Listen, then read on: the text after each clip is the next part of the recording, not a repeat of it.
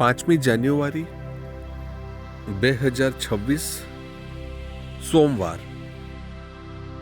ઈસુ પોતાના જાહેર જીવનના પ્રારંભમાં જ સીધી અને સરળ ભાષામાં જણાવે છે, હૃદય પલટો કરો, કારણ કે ઈશ્વરનું રાજ્ય આવી પહોંચ્યું છે। આ હક્કલ આજે પણ એટલી જ પ્રસ્તુત છે। હૃદય પલટો એ ફક્ત તપઋતુમાં વર્ષમાં એકવાર કરવાનો નથી।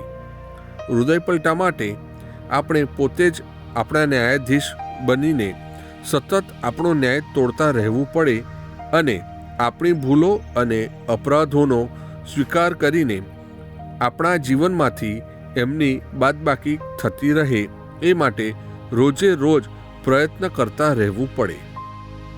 એમ કહીએ તો ઈશ્વરનું રાજ્ય આપણા અંતરમાં જ વસે છે। પ્રથમ શાસ્ત્ર પાઠમાં ઈસુએ આપેલી સૌથી મોટી 2 આજ્ઞા પાલન માટે પ્રેષિત સંત યોહાન તેમના ધર્મસંઘને આગ્રહ કરે છે। એનાથી જ ઈશ્વર આપણામાં અને આપણે ઈશ્વરમાં વસીએ। ધર્મસભાના પ્રારંભમાં આપેલી આ શીખ આજે પણ એટલી જ ઉપયોગી છે। આપણે બીજી આજ્ઞાનું પાલન કરીએ તો પહેલી આજ્ઞાનું આપોઆપ થઈ જાય।